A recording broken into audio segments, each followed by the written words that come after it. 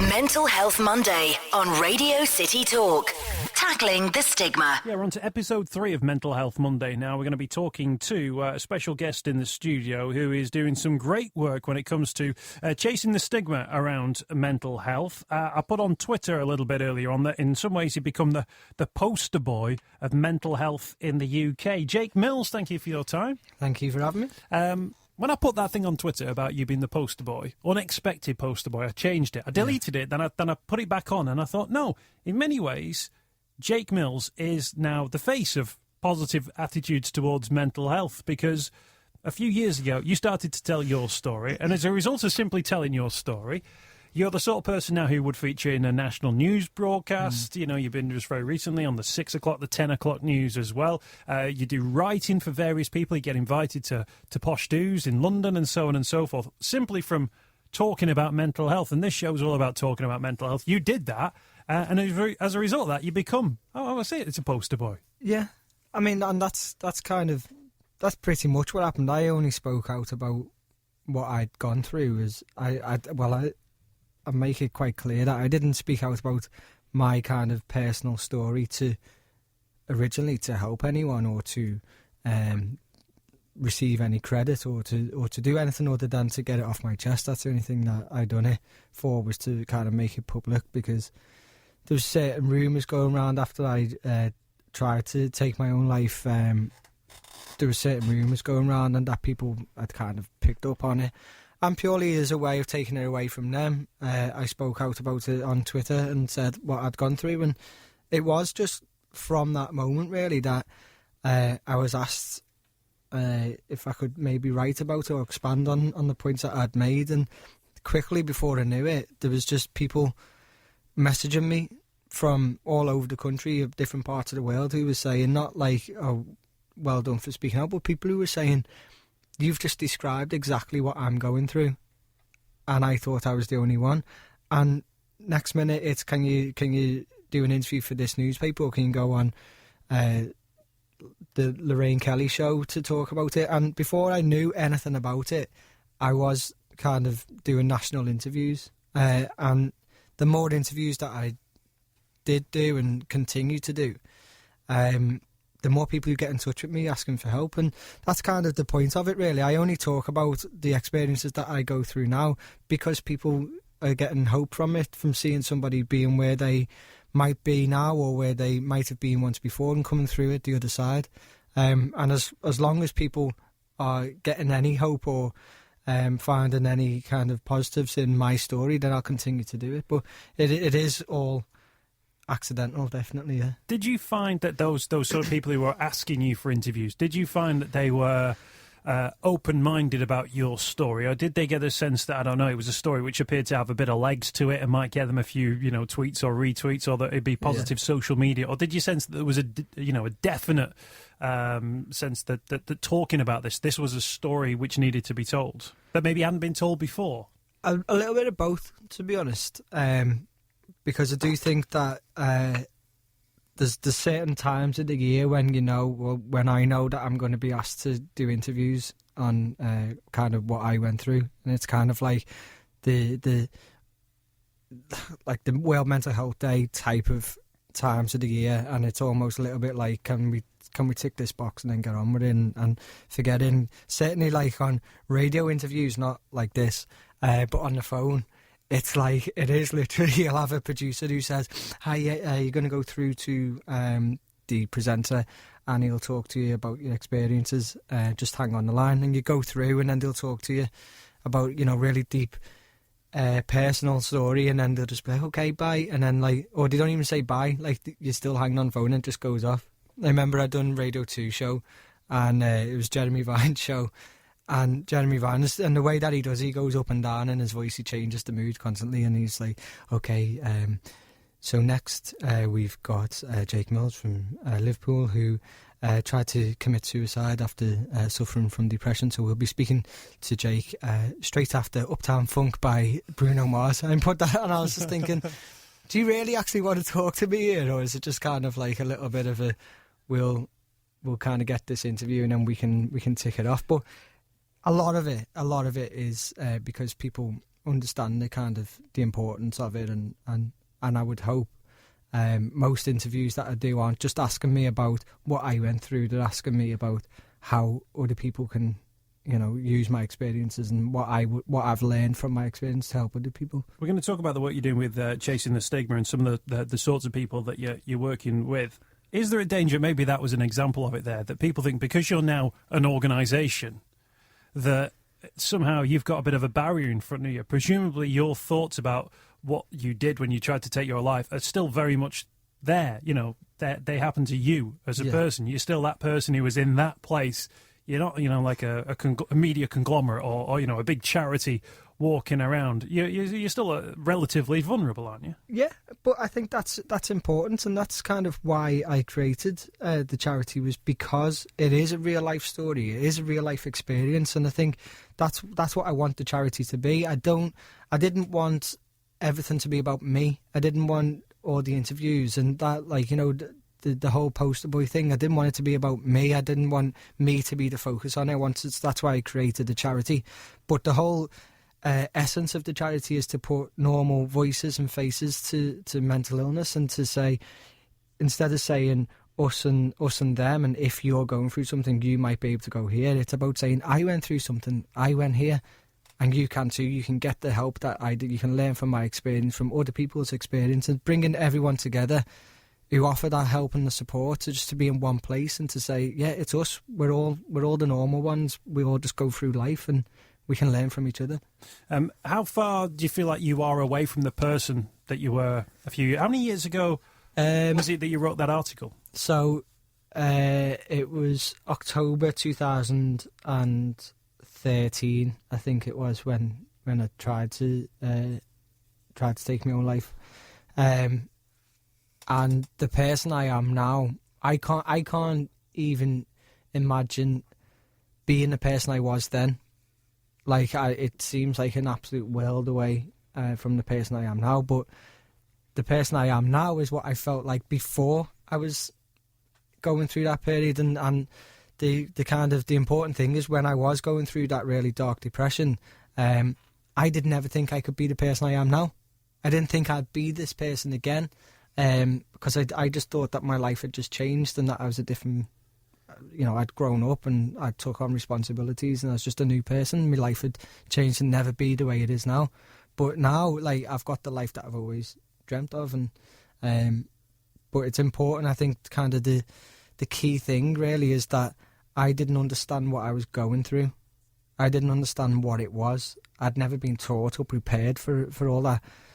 So now I've gone through that experience. I understand what it is, and I think if there was ever signs of getting back to that, I would know.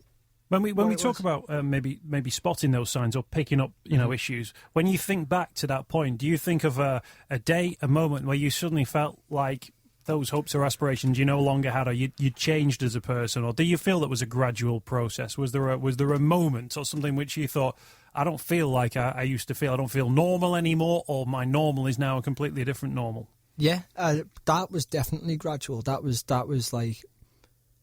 a long time. I felt like it was like every day I'd think, maybe tomorrow I'll be that person I used to be, or what I used to like being, and I couldn't, and it would be weeks and months, and I couldn't tell you exactly how long it was. The moment when I thought I'm going to end it all, that was a split-second decision. That was not something that I'd ever really properly thought about before. But that whole I don't feel, that was the thing that hung over me, was I don't feel like I used to. I don't feel like I know I should. I don't feel the feelings. I can't remember what it feels like to actually feel love or guilt or hate or any of those. And that was a long time. It probably felt longer than it actually was, but it wasn't a wake up and suddenly I feel like this. It was a gradual thing, definitely. Did you get your sense at that point, and this is one of the dangers with mental health, that your mind is clear and your mind is thinking logically and your mind is thinking in a common sense way? There's danger sometimes when you start thinking that way, because you start to separate the emotion from it, or feel like you don't have the emotion. You almost start to think, well, now I can judge everything purely based on pros and cons and merits. And that's when you start going to a strange place. You remove the personality, you remove the emotion from decisions. So you don't think straight, and yet you start to think that you are thinking clearer than you've ever felt. Yeah, well, I went through months of not being able to think clearly. Like, I had thousands of thoughts going through my head all at the same time. I couldn't channel any thoughts, and I was desperate for clarity. I was desperate to be able to think straight. That's just what I wanted. I wanted to have a clear head. And then one day I got a moment of absolute crystal clear clarity, that thought where I had no doubts at all, and it was a loud, clear voice that was to say, kill yourself. That's why at that moment, when I'd been desperate for that moment, that clarity for so long, to then have it, I didn't doubt it, because I thought, this is what I wanted. At last, there's an answer. At last, there's a obvious route here.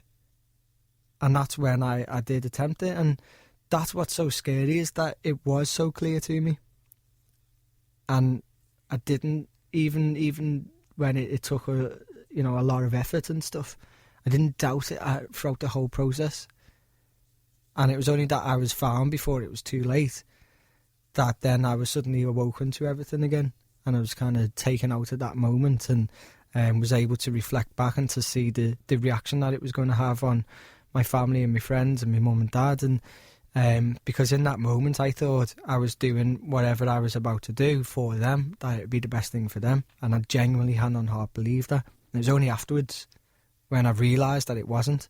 And the tragic thing is that a lot of people won't get to that afterwards point. And that reflection back is what kind of lifted me out of everything, really. Those statistics that people hear that have been quoted on this programme about the suicide being the number one cause of death for young men in particular, you were as close as you can get to becoming part of those statistics. You were essentially part of that statistical group, all but. When you hear people talking about suicide, particularly suicide among young men in your situation, do you feel like that's me? They're talking about me there. That I absolutely understand where that's coming from, and where maybe similar people in that position are coming from. Or do you feel like you still had a very unique experience? I think we can get lost in generalising statistics. They tell a story, but behind every single number in that statistics is a person, is a life, is a family, is friends, is a turmoil that's personal to them. I went through what I went through, and I genuinely believe that I went through what I went through without really speaking about it or kind of accepting it, because I didn't know. I know a lot about the statistics now, but I didn't know anything about it back then, and I think that's what is one of the main issues that we face, is that, we talk about the stigma that's attached to mental illness, but unless you're teaching kids in school about their mental health, then that stigma will always exist. Because every single person in the world has mental health. We all have mental health, just like we all have physical health. And just like our physical health, our mental health can go up, it can go down, and it can happen to anyone at any given time. But if we're not prepared of what to do, of the signs to look out for, of the help that's available, that it's okay, that it's fine to talk. And I don't mean that you're talking to children about suicide, but you can be talking to small children about being worried, about being scared, about being alone or nervous. It's about saying to them from a young age, if you feel these ways, it's okay. That's fine, we all do. And we can all learn from each other, and you can talk to me. But if you're not saying to them that you can talk about it, you're ultimately saying that you can't. You're saying to them, don't discuss this in public, don't discuss this with friends. And that's the problem, really, is that I didn't know what I was going through. I was not prepared, and so many people, well, everyone is going through that same thing without being prepared of what to do. In terms of your friends group, the people you were sort of knocking around with sort of before and after, did that change at all? Did attitudes change? And then once you told your story, did they change again? Yeah, because after speaking out and being quite public, and my whole recovery was public, really. Only after doing all that did I start hearing from people, close friends, who were saying, I'm on antidepressants, by the way, or I've felt like that. You know, like best friends, people who I speak to every single day, who text them throughout the day, who never would have mentioned it, but came up to me in a party and kind of just sat there with a pint and then just, without really looking at me in the eye, was like, yeah, no, I've been through that as well. And that keeps happening. You still get people now who are like, don't really know how to talk to you about it, or will like kind of talk in code a little bit. And, what sort of stuff do they say? Well, I always remember when the first story came out and it was in the Echo, and so someone came up to me and was just like, "You all right?" And I went, "Yeah." Yeah. Okay. Good to see you. See ya. It was like, I knew that he'd seen it, you know, and but people have their own way of talking about it, and that's fine. And I always kind of make a point as well, is that although we're saying talk to someone about it, or, you know, to seek help, no one should feel obliged to speak publicly about it. It's still a very personal thing.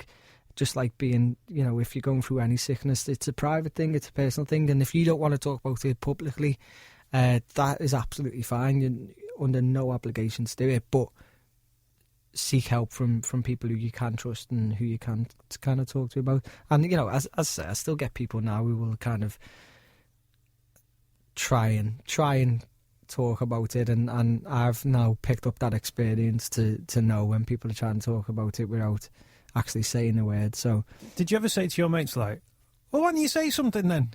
Yeah. I always remember one of the Scousers' reactions that I ever had was about speaking out about trying to take my own life. Was someone came up to me, one of my mates came up to me and said, "If you ever try and do that again, I'll kill you myself." And I thought, and that's quite nice. We got Jake Mills with us on Mental Health Monday. Jake's now set up a charity called Chasing the Stigma. People can type that into their search engine and it comes up. A part of that, you got the Hub of Hope as well, where people can find out some more information. You've got various trustees as well that work with you in your charity. Tell us about Professor Andy Smith. Andy Smith, there's a lot I could say about him. Most I won't. But Andy came to me quite early on when I was speaking at an event, and he offered me help and advice to channel everything that I was doing, to try, and he gave me support. The most support that I've had has come from Andy to say, you can do something like this, you can make this something, you can make your experience something. He pointed me in a direction. We've had endless amounts of coffee meetings where we've just said, what can we do then? And Andy's been one of the biggest helps that I've had, and is one of the trustees of the charity, and I couldn't have picked a better trustee for the charity. Someone who's doing absolutely incredible work around mental health through Chill University, and even more than that, and he's absolutely dedicated to helping other people, and very proud to call him a friend. And we'll hear from him straight after Uptown Funk by... No, we're going to get him straight on, Professor Andy Smith. Thank you for your time. Andy, great to see you. Hi, Mick. Was that nice to hear him say nice things to you? It was, but he's never bought me a coffee, I might add, and I didn't say that. You are? I didn't claim to have bought any coffees. You're from Edge Hill University, but you've done loads of work with institutions like Everton Football Club, things like Tackling the Blues, which is a project that they've got that they're working on at the moment, and various community things that work with normal people, real people. We're talking about real people here, aren't we? Yeah, I mean, I think that really is embodied in the philosophy behind Chasing the Stigma and Jake's charity, really. We set up Tackling the Blues with Everton and the community at Edge Hill around 2 years ago, and that was really in response to the needs of local groups, particularly schools, and especially primary schools and secondary schools, who were facing at the time, and still do face, significant pressure around supporting young people with an increasing range of mental health needs and problems. And what we tried to do for that was to work with our local schools and community groups to see whether we could begin to support them at a time when funding was being ripped out of the system, and support for schools was in decline. And we really set off to make a fairly small contribution to support in the area, but the response has been significant. We work now with over 300 young people, 6 to 16, every single week. And what we try to do there is to go out into schools and provide the kind of support that Jake mentioned in relation to mental health and mental illness, because we know it's not a compulsory curriculum subject, and yet it's one of the single biggest pressures that children and young people all over the world, but particularly in the UK, are experiencing at the moment. So you deal with primary school kids, secondary school kids, you go into universities, you also research elite athletes as well. So it's everybody, isn't it? Yeah, I mean, I think one of the biggest similarities that you find between all groups, as Jake said, is that they're all vulnerable in some way to mental health difficulties, and they all have mental health. And there are particular kinds of pressures on people at different parts of the life course. But one of the things collectively we've learned is that if you begin to encourage people to recognise the signs and symptoms of mental illness, but also positive, good mental health, that can be beneficial not just for individuals but for whole communities and societies. And that's really the intention of our research that we do at the university, is that we try to impact positively on the lives of people who work with us, but also, particularly in the case of children and young people, to help provide that gap that currently exists in mental health provision in the UK.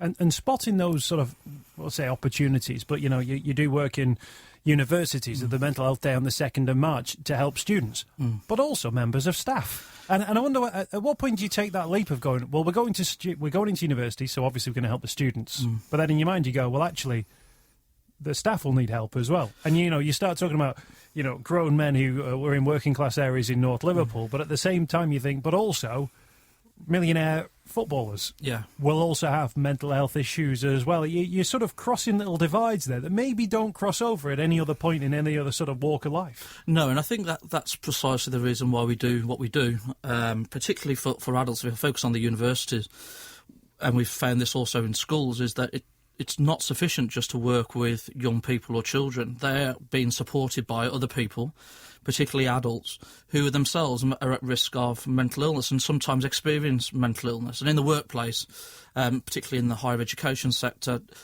stress, anxiety, just like in schools and colleges, are one of the single biggest reasons why people are off work. And one of the reasons why people often call it stress or anxiety, they don't want to admit publicly to having a mental health condition for fear of losing one's job, or for fear that it might affect other areas of their life, including career progression. That doesn't matter whether we're looking at elite athletes or whether we look at teachers in schools or lecturers at universities. The problems and the fears are very similar across all of those groups.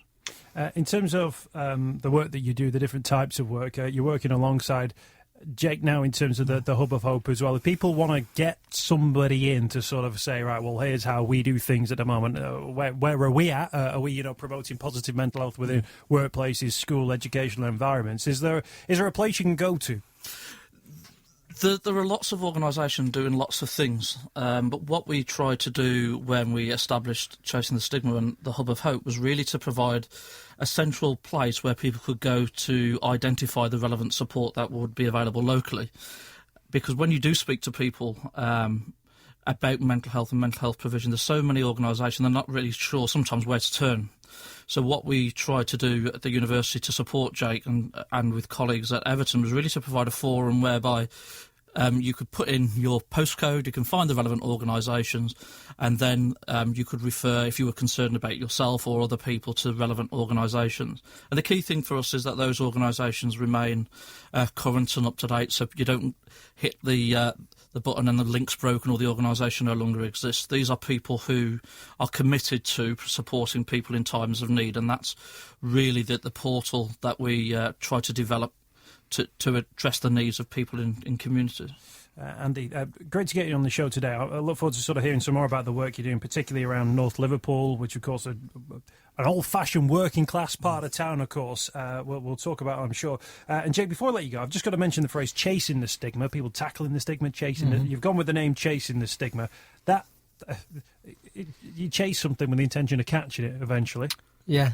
It originally started because I before I'd done the charity, I wanted to do something and out of my comfort zone, and that was, I decided, was to run a half marathon, and that's kind of where the idea came from. And I don't want to run anymore, so I'd rather run a charity instead.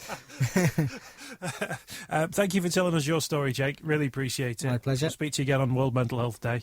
Yeah. Can I just make a point as well, is that we're building the Hub of Hope at the moment.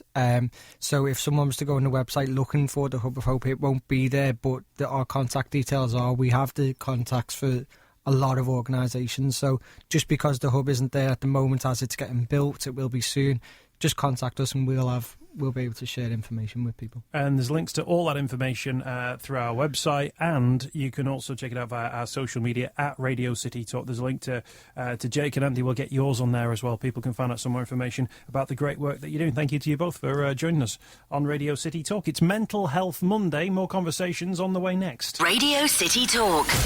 Tackling the stigma. Right, so it's Radio City Talk. It's all about Mental Health Monday. We're talking about mental health issues on the show. We've got some new figures here for the North West that say nearly 4 in 10 people in the region believe that mental illnesses are an inevitable part of life. The vast majority, 84% of people, don't think enough is being done to tackle mental health conditions. Got a couple of people to talk about this with. You may have seen their adverts on the TV very recently, actually. MQ is the name of the group, and the Director of Research there is Sophie Dix, and Sophie joins on the programme. Sophie, thank you for your time. Hello. I saw the adverts on TV. I thought, hey, there you go, mental health adverts on TV. This is something. This is the new era we're in, about talking openly about mental health. Yeah, it's been really exciting actually to launch our TV and our advertising campaign, because what we're really trying to do with our We Swear campaign is to channel the growing frustration that people are feeling every single day with the status quo in mental health. So we're joining forces with celebrities to highlight the need for much more research to improve treatments, particularly in young people. Is there a problem when you get a situation where people are thinking it's an inevitable part of life? That people are thinking, well, fine, we could do something about it, but it's going to happen anyway. That's a concern, isn't it? It really is a concern, and we really want to challenge that wisdom. We really believe that mental illness is not an inevitable part of life. At the moment, 3 children in every classroom are suffering a diagnosable mental health condition, yet only a quarter of them are getting the help that they need. Now, can you imagine if we were saying the same about a physical health condition, for example, kidney disease or something, that 3 children in every classroom are affected, but it's inevitable. We don't really need to do much research. We don't fully understand it. There would be an absolute outrage. So that's why we're swearing to do something about it. And that's why celebrities are supporting to swear us. And you are swearing, aren't you? You are swearing. There's really need for this foul language. Well, we really hope that we're not going to offend anyone with the language. I mean, we don't put the language anywhere, but we're swearing with it. It's showing our frustration. But the real message is that we're swearing to tackle mental illness in young people. Yeah, absolutely. You swear to support us, and people can support it using the hashtag #WeSwear, and it's all about giving a blank about mental health, and we absolutely support that. Sitting alongside you have Nina Martinchik, who's a mental health campaigner. And Nina, I know you've had sort of your own experiences of mental illness. So are you happy to talk about your own situation? Yeah, so when I was 13 and in year 9, my mum was diagnosed with cancer, and my dad had left the home, and I had a very difficult relationship with him, so I wasn't speaking to him. So my grandparents had to come over from Belarus to look after us, and my mum wasn't really at home because, of course, she was having chemo.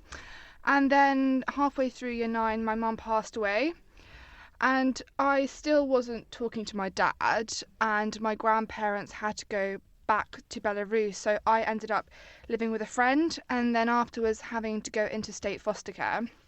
So in year 10, I had moved around 3 times, so I had a lot of instability, and because of all this I developed anorexia, and it was really severe in year 9, but it kind of got better throughout year 10. But then in year 11 I relapsed completely, and I ended up being hospitalised, and I was also very clinically depressed. So I have definitely experienced a lot of mental illness and a lot of instability, and that's why I'm lucky because I've got better and I've recovered.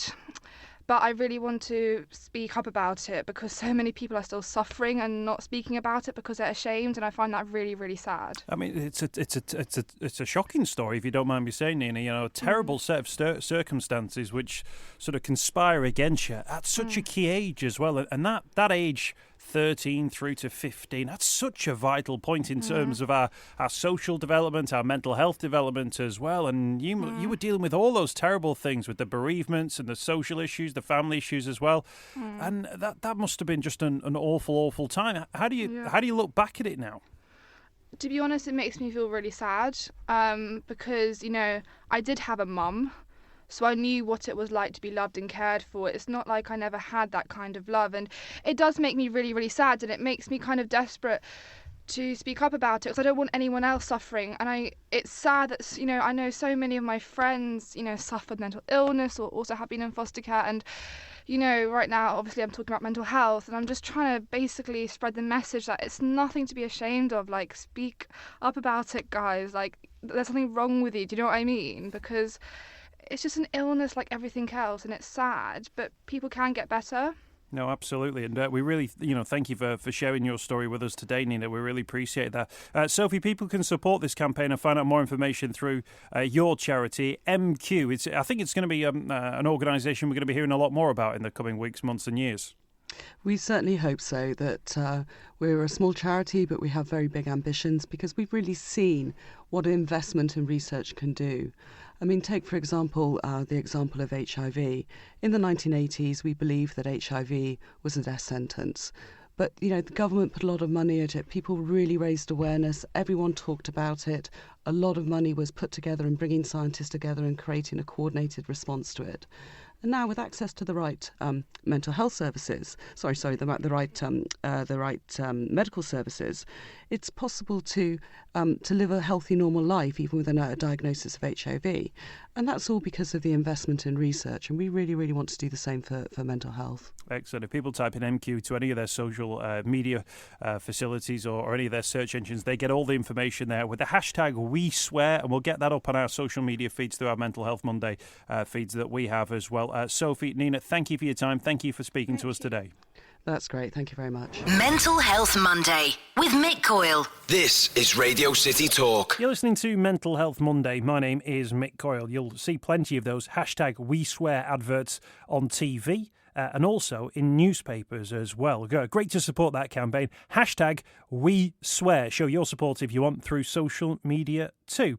Now, if you are listening to this as a podcast, you'll be aware that it also goes out as a live radio show. But this bit is just for you because we have loads of different guests on over the course of the week talking about mental health matters. And we'll tie up those interviews and put them into this podcast too so you can get a sense of some of the other issues we're talking about from the news where mental health is a big factor, including this story, which is about young people in the city of Liverpool. By the way, if you've got a story of your own or you want to share your own experiences with the programme, drop me an email, mick@radiocity.co.uk. That's mick@radiocity.co.uk. That's my email address. Your emails will come through to me. If it's an email of a personal matter, that's absolutely fine. You don't want it reading out on the radio, that's fine. Just make it clear in the email. Otherwise, if it's maybe an insight into a story we've been talking about or your own personal experience that you want to share, obviously in a public forum of a podcast, then drop me an email and make it clear on the email that you're happy for me to read that out. mick@radiocity.co.uk. If you want to share your story,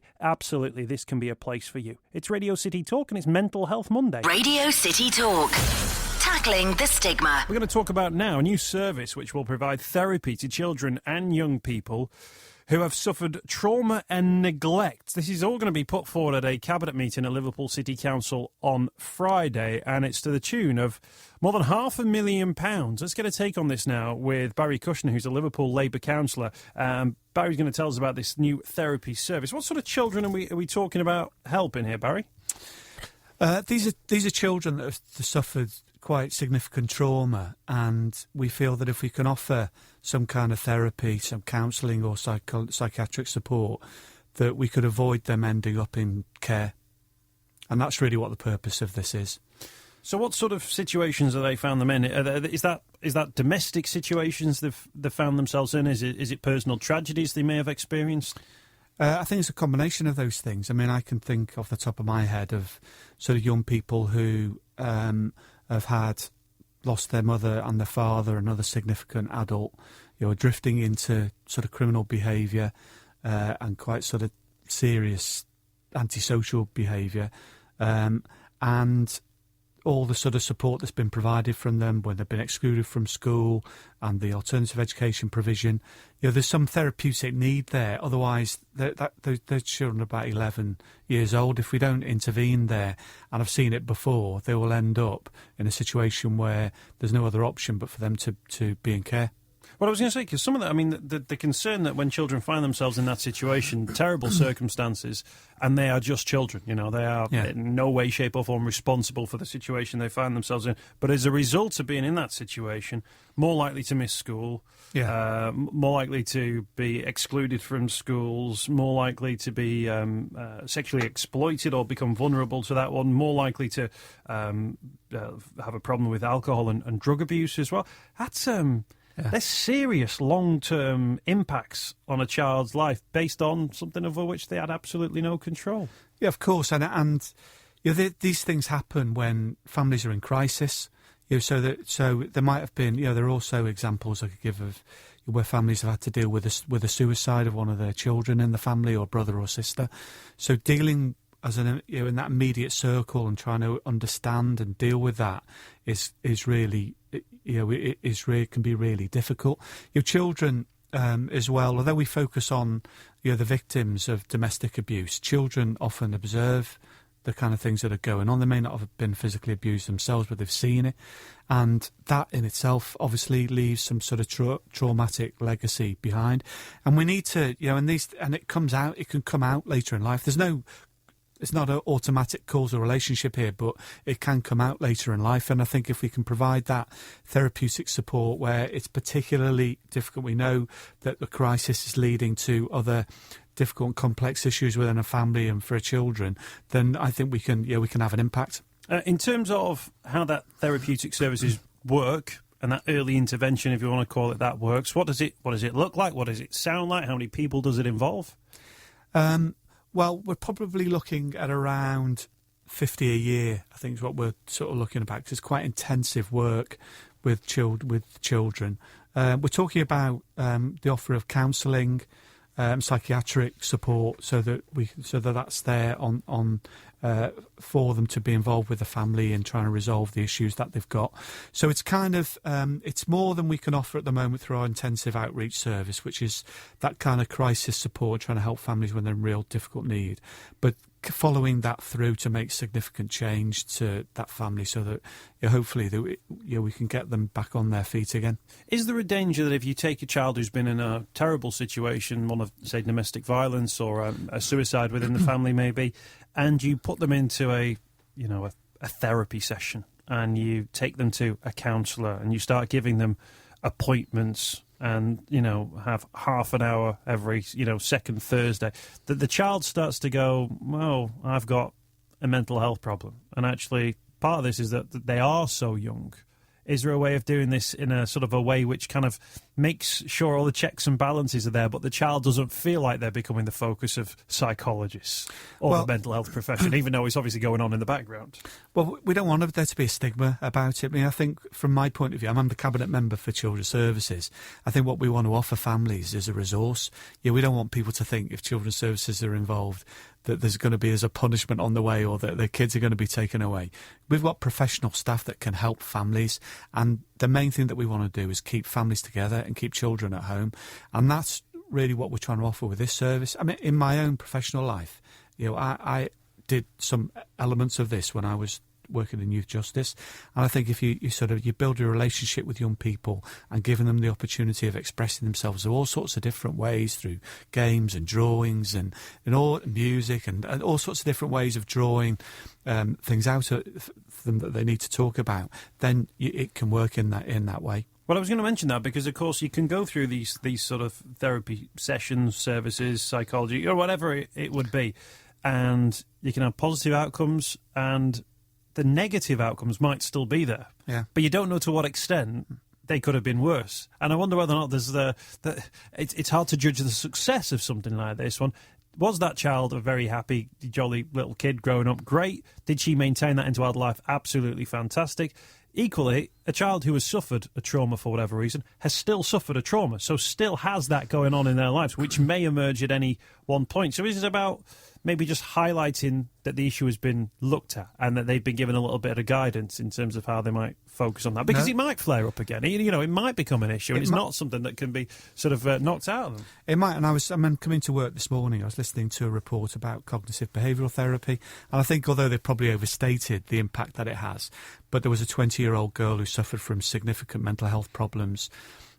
She's 20 now, from when she was 15 and before when she was 15, and she feels she's kind of got to a point now where she can deal with the voices that she hears in her head and the other mental health issues that she faces.